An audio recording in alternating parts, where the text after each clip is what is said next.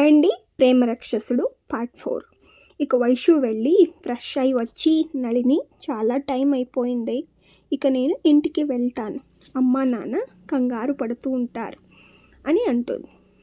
అప్పుడు నళిని వచ్చి, సరే ఓకే వెళ్దుగానిలే, జాగ్రత్తగా వెళ్ళు అని చెప్తుంది.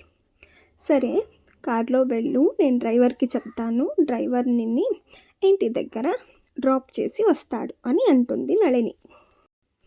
కానీ వైష్ణవి మాత్రం, ఏం పర్లేదులే, నేను ఆటోలో వెళ్ళిపోతాను అని అంటుంది.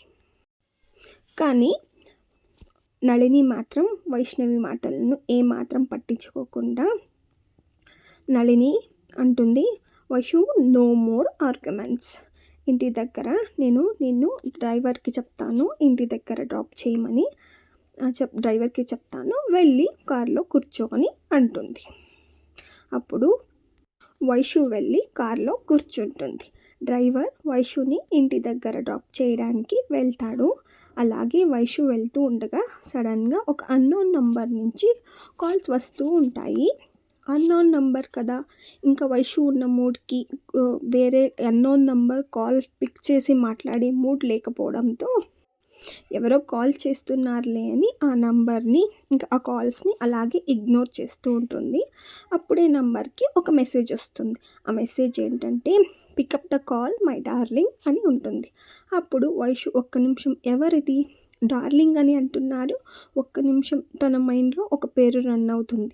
అదే నిన్న జరిగిన ఇన్స్టెంట్ తన మైండ్లో రన్ అవుతాడు వరుణ్ కాకూడదు అనుకుంటూనే నెక్స్ట్ కాల్ వస్తే ఆ కాల్ని పిక్ చేయాలా వద్దా అని అనుకుంటూనే ఆ కాల్ని పిక్ చేస్తుంది వైషు. కాల్ పిక్ చేసి వైషు లో అనగానే ఆ పక్క నుంచి ఒక భయంకరమైన నవ్వు మాత్రమే వైషుకి వినపడుస్తుంది. ఆ నవ్వు ఎలా ఉంటుంది అంటే వైషుకి ఒళ్ళంతా చెమటలు పట్టేస్తాయి. ఎవరు అని అంటుంది.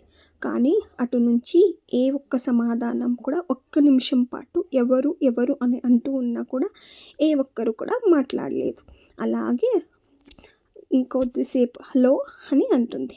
అప్పుడు అక్కడి నుంచి హలో అన్న ఆ వాయిస్ ఎవరిదో గుర్తుపట్టిన వైష్ణవికి ఏం జరుగుతుందో మీరే చెప్పేయండి. నెక్స్ట్ పార్ట్ చూద్దాం. నెక్స్ట్ బిగ్ అప్డేట్ ఇస్తాను. ఛానల్ని సబ్స్క్రైబ్ చేసుకొని సపోర్ట్ చేసేయండి. Thank you.